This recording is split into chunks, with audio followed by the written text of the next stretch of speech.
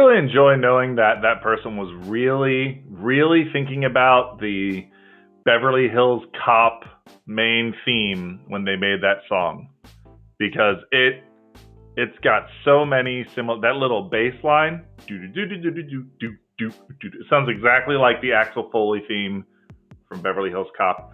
And hi, I'm PJ. Welcome to Meet the Tanukis. And I always start out talking about Beverly Hills Cop because it's a really 80s movie. For those of you who don't know, Beverly Hills Cop is a movie about Eddie Murphy as Axel Foley, a tough cop from, I think, Chicago, who moves out to Beverly Hills pursuing a case that he's not supposed to be, and he gets in all kinds of trouble. Very classic Eddie Murphy 80s comedy. It's got Judge Reinhold in it as his clueless white partner. And I got to tell you, good movie. Go watch it today. Tell work, sorry, I have to take some time off. Got to go watch this movie because a streamer with an average of 2 viewers a show told me I had to. My name's PJ, like I said before. I work at GitLab, and this is a show called Meet the Tanukis where we talk to people who are also team members at GitLab. And I'm starting with my team, people that I know from community relations. And last week we talked to Brendan O'Leary, who talked to us about accessibility. And you know what I should do? Ooh, I should totally. Yeah, my video may be a little frozen right now. My stream is struggling. I am plugged in. I double checked that to make sure. And hopefully it's going to come through. Sometimes it takes a little time to get itself together, but we'll see what happens. I'm doing my best here, y'all. Hopefully it starts working. I am plugged in, right? I got the hardwired internet. Thanks, Orlando. Appreciate it. I have one choice for internet provider, and they're kind of like, we'll see what happens. So again, we talked to Brendan O'Leary, and you'll be able to find all of the Meet the Tanukis at, I'm making a series on dev.to where I recap what's going on these episodes. I'm going to go ahead and drop a link for last week's episode right here in the chat for anyone interested. Again, hoping my video unfreezes. Sometimes at the beginning of the stream, just freezes up for some reason. I'm not sure why. Maybe I need to buy better internet? I don't know. Anyway, so today's show, we're meeting another great team member, and not only a great team member, a person who is one of the first 100 employees at GitLab. They have been working at GitLab for just over 5 years now. Just had their 5-year anniversary recently. And for context, GitLab now has over 1,400 team members. So this person has seen tons of growth at this company over the years. And this person is here to talk to us about a variety of things, including but not limited to their own journey into tech, how they became a DevRel, and then finally, we're going to be talking about Africa. And we're going to be talking about diversity initiatives and how we can truly work towards a global workforce and truly maximize the potential of all these people that we have out there looking to get into tech that are often overlooked.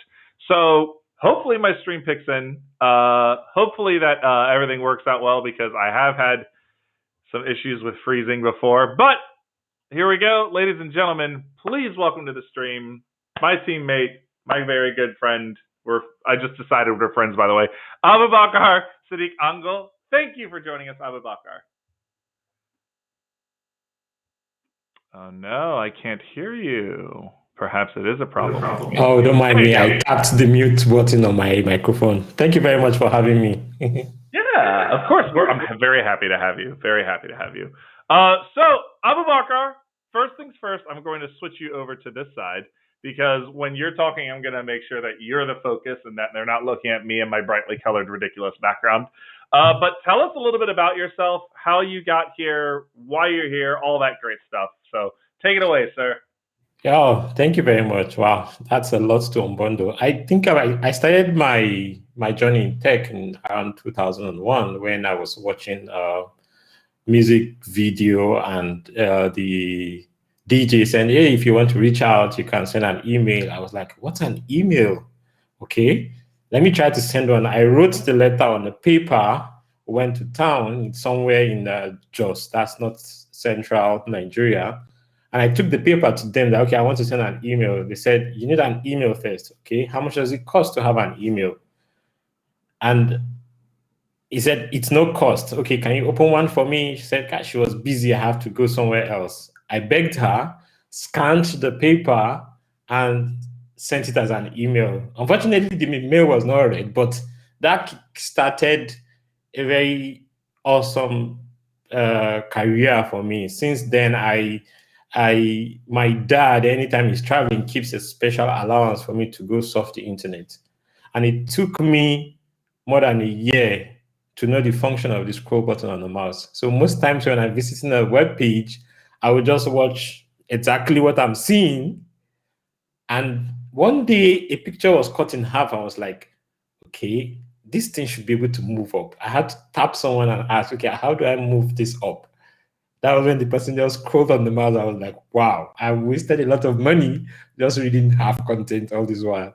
So since then, I studied computer science at Federal Polytechnic Bauchi in Bauchi State, northeastern Nigeria. And I was employed by the school to be a webmaster. And from there, I moved to being a software engineer, built the institution's portal.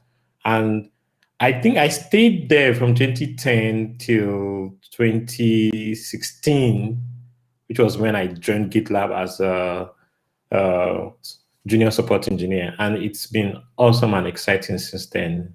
I shared I think when I turned 5 at GitLab recently that it's been like the best part of the last 5 years has been the best part of my life so far since joining GitLab. That's fantastic. And like it's so nice to hear that at the beginning of that journey you're like an email, what's that? And I feel like a lot of people in around our age can sort of understand that because at some point we were introduced to this and we were like this doesn't make any sense. Like what do you mean? And like the mistakes of not realizing there was more to a web page or of scanning something in and like I want to send this as an email, and it's really amazing how far tech and the internet and web 2.0 and all of that has come, because I remember in I want to say the late 90s early 2000s there was this, oh, the internet's dead, like it's the dot-com bubble burst and the internet's done now. It was a fad. Yeah, it's been a long history so far, and we've moved from the age of AOL and Yahoo Messenger to much more complex and complicated things now, which is it's exciting to see the growth and so on. And it's way easy to access and solve the internet now than before. It also feels like it's moving faster now. Like I Yeah, can't imagine trying to explain like containers to someone from like 2001, but I also don't understand Kubernetes right now. So I mean, I've got a long way to go personally. yeah. Yeah, and I think one of the things that has improved is the speed of surfing the internet. I can remember when I would try to stay up in the night, middle of the night, just to use probably some 50 kilobit per second internet speed. And a funny thing now, my ISP in the Netherlands here offers me 1 gigabit per second download and 50 Mbps upload.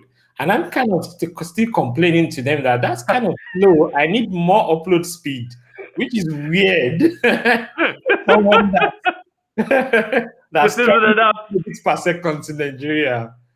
I mean, I definitely get mad. I mean, just at the beginning of the stream, I was like, I guess my internet's slow and can't handle everything. I remember waiting 5 minutes for a picture to Wow. download onto a web page so that I could see a picture of like Dragon Ball Z or Sailor Moon or something. So Uh, we've absolutely come a long way. yeah, Absolutely. we have. Oh my goodness. So, like you said, you are from Nigeria, and Yeah. you went to school in Nigeria, and you also said you are in the Netherlands right now. Can you tell us Yeah. about Nigeria, Netherlands? What's going on there? Quite a lot going on in Nigeria. I think Nigeria is in a complicated space where there are lots of awesome, creative, and great people who are like everywhere in the world now, who are always being brought down or let down by the politics and all the things going on. But it gets worse in Nigeria, where desired change is not being seen by people, and every effort to move into the 21st century is being brought back by some of the old people that want to retain power. So without going into too much politics, I would say compared to the Netherlands, I always try to say the difference between Nigeria and a lot of countries is consequences. Uh, in the Netherlands or somewhere like the US, you can do something wrong and there's a consequence for it. But in a lot of things in Nigeria, you can get away with a lot of things without consequence. Someone said here that there are two things are inevitable in most Western countries: debt and tax. I can tell you, you can get away with tax in Nigeria. You can even. There was a day I was trying to explain to someone that if I hadn't gone to school in Nigeria, or I don't have an international passport, I'm not sure the Nigerian government even knows that I exist. It's a wild world in a lot of those countries. Like you said, that idea of consequences. I Yeah, would argue I see lots of people in America living without consequences, but hopefully that is something that we can see. yeah, It's accountability. But in Nigeria, yeah. the idea that like if it weren't for my passport, I don't know that they would know I exist. That's interesting to say the least, man. So you've spent your time part time in Nigeria, part of your time in the Netherlands. Is that was that an easy thing to set up? Were you able to just like go and visit the Netherlands and then come back home, or is that something that took time and work? I know that one of the things that comes with like a Western passport, an American and European passport, is that you can kind of just go wherever. Is the same true for you? Nah, that's never true for a Nigerian. I think one of the reasons why the major reason, like I would say 70% why I moved to the Netherlands was like I have a very long list of visa denials. I think I've been denied visa by the US 3 times. I've been denied visa by several countries. As a Nigerian, the number of countries I can visit is very limited, mostly some African countries. There are certain African countries that I can't visit, either due to visa issues or so on and so on. Mm. And it was during a GitLab offsite in Cape Town that Eliran, I think one of the directors within the company, suggested, "Oh, GitLab can sponsor your residency in the Netherlands. Why not move to the Netherlands?" And people are doing that. Yeah. And I thought of, okay, moving to the Netherlands give me better internet, of course.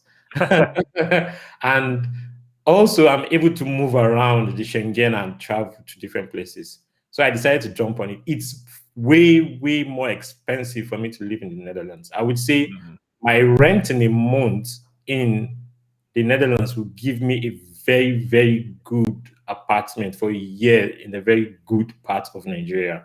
Mm. So, which is crazy expensive. And one other thing is, it's not easier for me to get visas. I remember going to the American embassy in Amsterdam, and I was like, okay, I've reviewed your case. Now you have a more genuine case, but I would like to know why you were denied visa twice back in Abuja. I was like, well, I felt I for some reason I couldn't prove because reasonable doubt. And he said, you can get visa now, but because I've been denied twice, they still have to look at it again. That was why I had a third denial.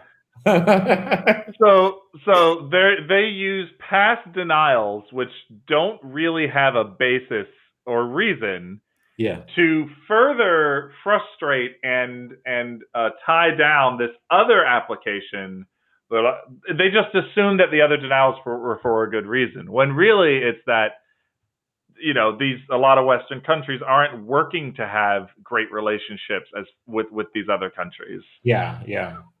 So, and I think because some other people do things where they travel to other countries where they feel they can be given visa when they can be denied visa in their original country. So I think I read somewhere that most of the Western embassies actually do question why you didn't get visa in your country and you decided to come to a different country. And then I still think the idea of remote work hasn't really caught up because they were trying to understand how me, as a Nigerian, recently moved to the Netherlands and I'm working for a company that doesn't have an office. I've had that issue with the German embassy too, where I was being looked at somehow, probably like a fraudster for saying I work remotely that's 5 years ago. I work remotely for a company in the Netherlands and we don't have an office. At a point I was asked to bring the phone number of the senior member of the company. I had to give the phone number of Marin, one of the directors in the engineering team, just to say, you can call this person. He's one of my bosses in the company. So you can know it's not a fictitious company. Yeah, no, it's real. And that's you still see that issue where GitLab has to say, okay, here's the address to use for our company, when like no one in GitLab reports to an office unless they want to go to like a co-working space. Yeah, and exactly. I can't imagine the difficulty of doing this 5 years ago, doing this as a resident of Nigeria who's already had visas denied because for no reason, really, just to frustrate you. And you're trying to prove, no, I really do work for this company. It's real. Like, we can do this, I promise.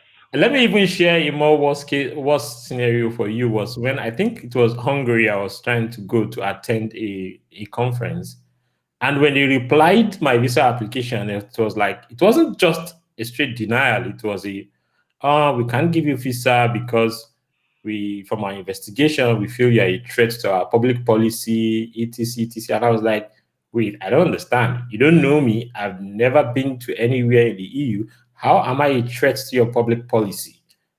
So that was when I thought of, okay, there's a politician in Nigeria who bears the name Professor Ango Abdullahi. He's a very controversial figure. And for my investigations, I noticed he also has a son that has a similar name as mine, Abubakar Ango. So that was why I thought, okay, probably this is an issue of mistaken identity. So that's why I decided in my middle name, I will have a very different spelling to how others spell their own Sadiq. You will notice mine is Siddiq instead of Sadiq. So Abubakar Siddiq Ango, the actual Arabic pronunciation. So it was crazy then, and there's no way I can appeal without going to Hungary. So if you won't give me visa to come, how do I appeal some things you have against me? So that was why having the GitLab residency was like a silver bullet to all my immigration issues. It gives an established way that a Western government will at least recognize, but it seems ridiculous. And of course, I'm preaching to the choir that they're like, oh, these guys have similar names. They must be the same person. No one's ever like, John Smith, huh? I thought you died in 1629. Like, it's absurd. The extra scrutiny that you receive simply because of the country you're from. And to be fair, all of this is very related to a talk that you gave at KubeCon EU recently about diversity in Africa and how that relates to what companies want to do. Yeah. First off, for those of you who don't know, there's of course this big push in tech right now to bring diversity to the forefront, and it's fantastic that that's something that many tech companies are focusing on. But unfortunately, a lot of them are focusing on diversity with a sort of a blind eye to real issues. And that seems to be a lot of what your talk was about. Can you tell us more about that? Yeah, I think it's most of the diversity initiatives that are created for Africa are from a good place. But the problem is, just like a lot of investments and developments that are being shared to Africa, there is no local knowledge, and these companies don't do their research before just kickstarting whatever program they want to do. For example, they might assume that, okay, whatever works in the US or whatever works in Europe or works in the Middle East should also work in Africa. But first, the ignorance comes from, hey, you see a lot of people say, hey, I'm going to Africa. I'll be like, okay, what part of Africa are you going to? There are 52 countries in Africa. Or sometimes you meet people and they're like, hey, are you from Africa? I will say yes. And they will start describing to me something that they experienced one time if I know the place. And based on the way they explain, I was like, okay, probably I'm speaking of the safari in Kenya. That's like a 4 to 6 hours flight from Nigeria, where I am. Or they will be speaking about something in Cape Town, which is almost 6 hours flight down to Cape Town in southern part of Africa. So This is absurd. yeah, a deep knowledge of Africa as a country, as a continent, is extremely important, and that is one part that a lot of people lack, and why most of these initiatives usually fail. And one other thing that makes them fail is they want to treat Africa as one entity, but fail to understand that there are several languages on the continent. English is just one of the languages. So most of Northern Africa speaks Arabic. A few countries in the West Africa have English as the official language. A lot of them speak French. There's Swahili. There's quite a lot of them. And sometimes a lot of content from these companies come in English. So if you are doing English, for example, like Cameroon, there's the English-speaking part of Cameroon and there's French-speaking. So if you bring something in English, you are only targeting just half of the country or a part of the country. So, and one other mistake is someone will go to Cape Town, do a program, and say, "Hey, we went to Africa and we did this with this initiative." You just targeted a single country, a single city in a single country out of a continent with 52 countries. So it's most times disheartening that people just bring up different initiatives without necessarily considering the level of diversity within the continent itself. And that's a common problem, that idea of believing that Africa is the diversity you need and not understanding how diverse it is.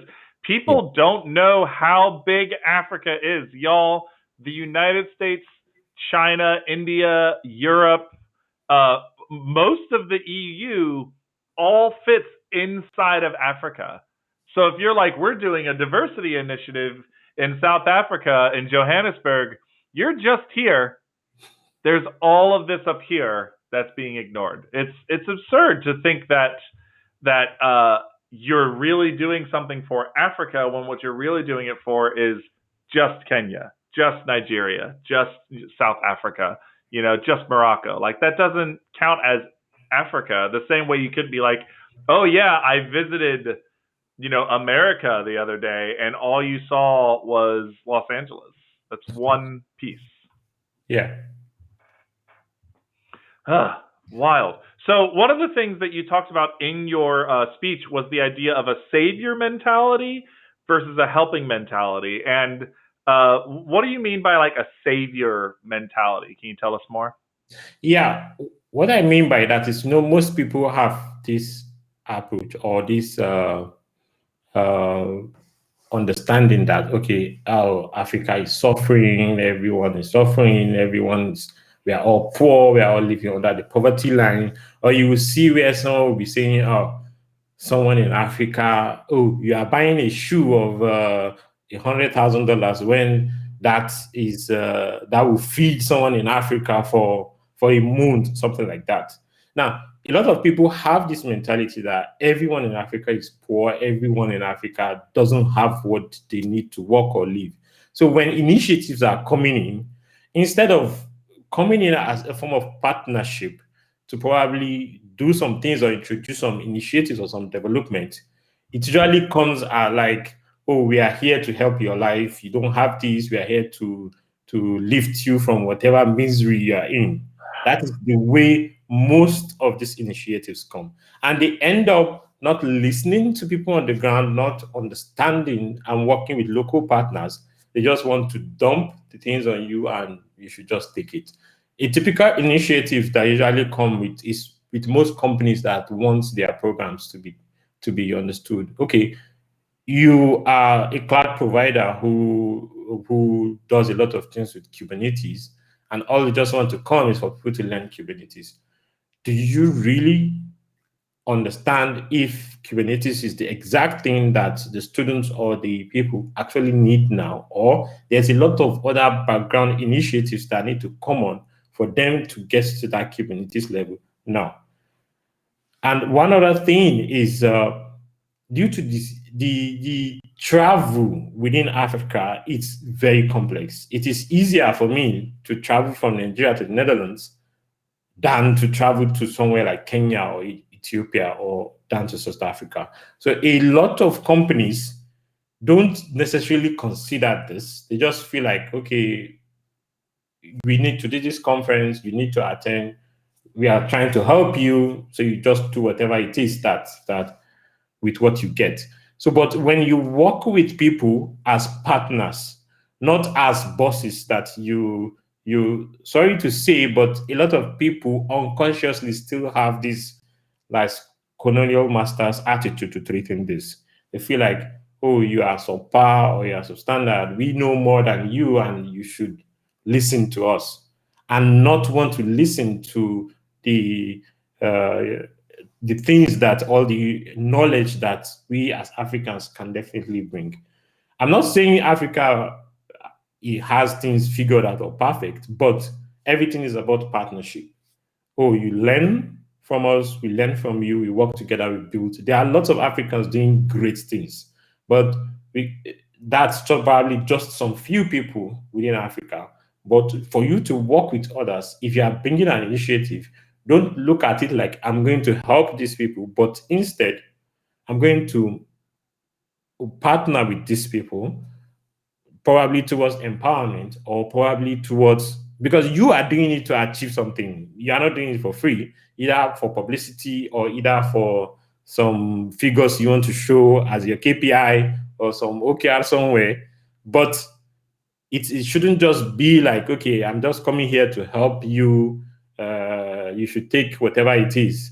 So that's one of the mistakes most people make. They don't listen, they don't understand, try to understand the continent. They just want to go dump whatever initiative and feel proud. Hey, we've gone to Africa, photo op, we've gone to Africa, we've helped them. Photo op. Oh man, that colonialist mindset is prevalent, and is this idea of it is a misguided way of thinking about your own privilege. I think usually where you think I have all this privilege, I need to use this privilege in a good way, Yeah. and then that next step is the mistake. I have to help those less fortunate, and so you are less fortunate, and so it doesn't come as a partnership. It comes as a look what I'm doing for this community. Let's take some pictures. It's very similar. There's a lot of people who think who do it's voluntourism, where Yeah. they go to another country for a week Yeah. and they take a bunch of pictures with the locals and Yeah. they feel so proud of what they did. But did you help? Was it It's really help? and it's I can do the same and go to some local suburb of New York and decide to just snap pictures of some homeless people and feel like, hey, I came to New York and I helped this homeless person. Let me take a picture. If you go to some parts of Nigeria, there are I think one thing about, for example, like Nigeria is we have more private jets than passenger planes in Nigeria. So that's to show you how filthy rich certain people are. And there are lots of things, aside from the way the country is messed up in some form politically, there are lots of legitimate businesses and legitimate people that are really, really doing things, especially with the new startup ecosystem and community now. Lots of innovations, lots of unicorn startups. So when you just come and go to one remote local government and just decide to just see someone and just have a picture, it doesn't reflect Nigeria itself. For example, I always want to give an example of the Netherlands. You can take, Nigeria has 774, if I'm correct, local governments. If you take the Netherlands, the whole of the Netherlands, and fit it into Toro local government, it's a local government in northeastern Nigeria, you will still get some land. That's a whole country will fit into a local government in terms of land mass. So it's so huge as a country, not to talk of the whole continent, that you will now use just one photo up of just one remote location somewhere to now judge, oh, this is Africa, they are poor, they are this, they are that. Yeah, generally the whole country might be below poverty line, but that doesn't mean every single person in the country is living on less than $1 a day. So it's very important to always put like mindful messaging, how you put your message out there, how you, even if it's a photo op you want to do, at least represent the people with some dignity. And that dignity is the most important part of truly helping. If you allow the other person to maintain dignity in the exchange, that's helping. And beyond helping is what you said before, a partnership where both parties acknowledge there are ways we can help each other. Let's partner and treat each other as equals. Exactly. Your point about, like, if you traveled to New York and went to like a poor section of New York and maybe took photos of yourself helping like a homeless person in New York, that just really made it click for me. And that idea of what are Westerners doing when they go to help? Exactly. And who are you really helping? You know, I had more private jets than passenger jets in Nigeria, huh?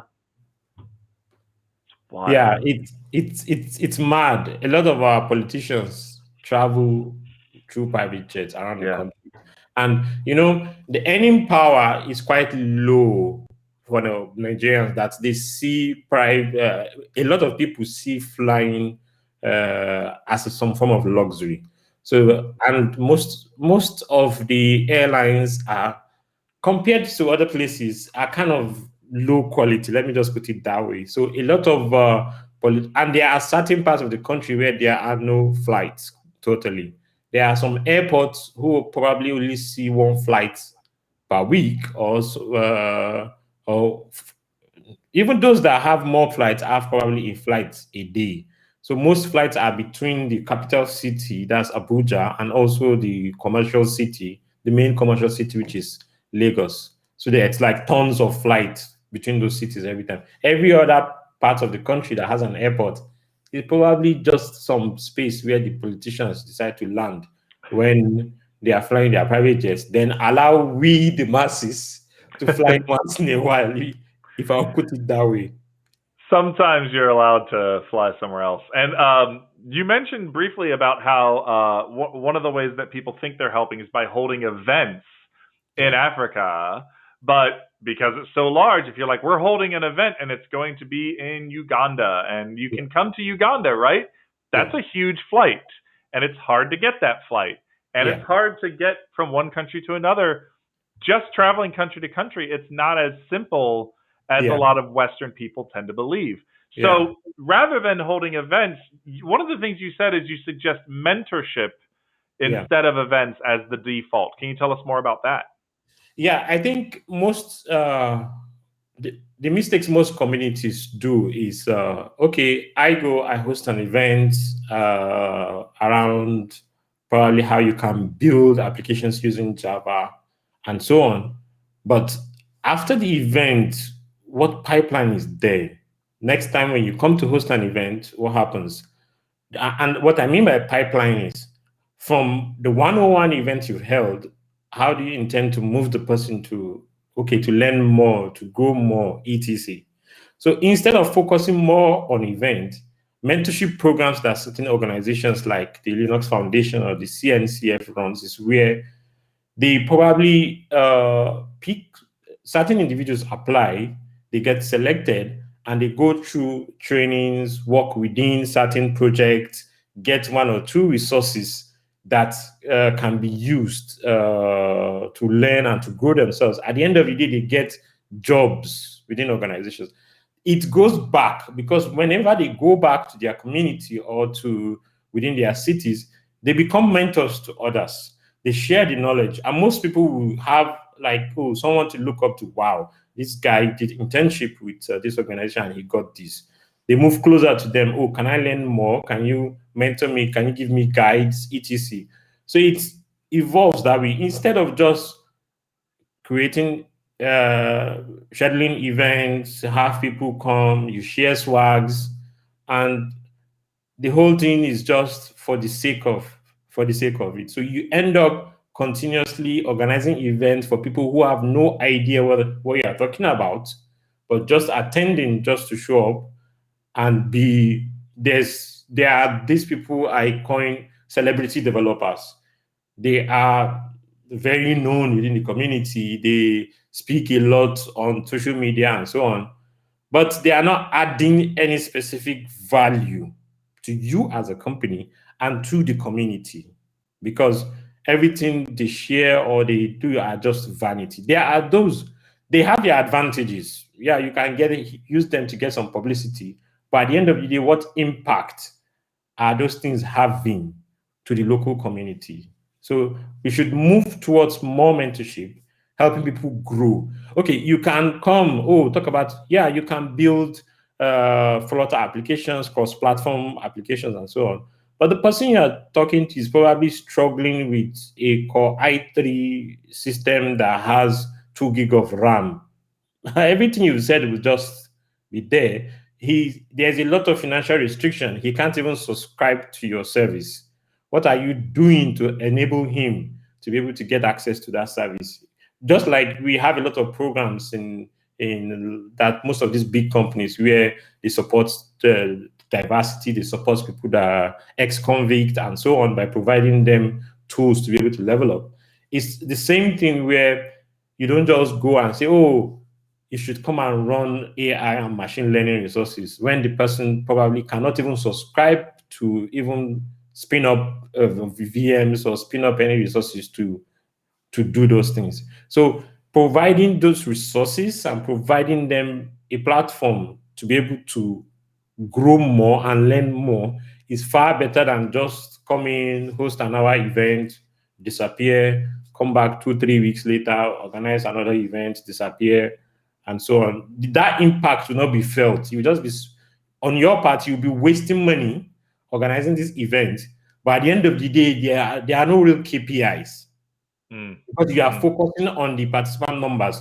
But once you build one person, you build another person, they grow, they give back, or you can create a system whereby they give back, other people to grow. It's more like a pyramid. Well, let me now say a pyramid scheme, but more like a pyramid scheme, and people will be growing each other, and that's how the whole thing will be growing. And at a point, you won't need to spend much more on growing the community because that giving back is building the community instead of just events every time.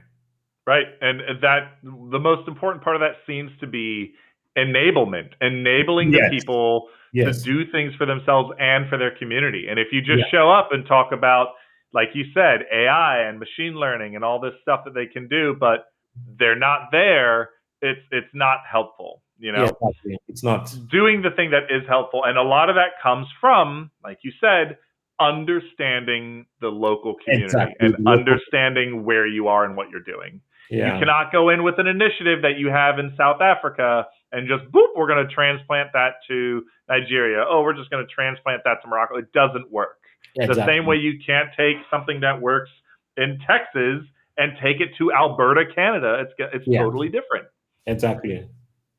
Abubakar, we are way over time, but you were really you had so many amazing things to say. You had I didn't want to stop you, but I also want to give you your time back so you can relax. It's 3:45 over there in the Netherlands. Is that correct? Yes, 3:45. Yeah, you deserve your afternoon. You deserve some time. To everyone who showed up, I saw we had a few viewers. Thank you so much. If you're tuning in later and watching this on YouTube, thank you. Check us out. You can find Abubakar at Sarky247. You can find me at Metzen Around. You can find both of us at GitLab. And you can send us questions, contribute to GitLab. I work on the education team. We're giving away free licenses of GitLab to any educational institution that wants to use it for teaching or research. Abubakar, what do you want to plug or talk about that's work related or life related? Anything you want the people to know about right now? On the spot. What are you promoting? Is it your SoundCloud? I don't have anything to promote, but I would say just let's try to be as empathetic with each other as possible, and let's learn to be teachable, learn, unlearn, and relearn as we go. The world is not black and white. There are several shades of gray. So understanding that will help us have a beautiful, beautiful world. Listen, I can't think of a better message for us to end on. Abubakar, thank you so much for coming on this show. You're only my second guest on Meet the Tanukis, and you're setting a high bar for everyone else that comes through. Those of you who are listening, at 11 a.m. today, in an hour and 13 minutes, we're going to have Jamie Rachel on the show as well. She's going to talk to us about some great stuff. And until next time, thank you, and we will see you guys later. Thank you. Bye.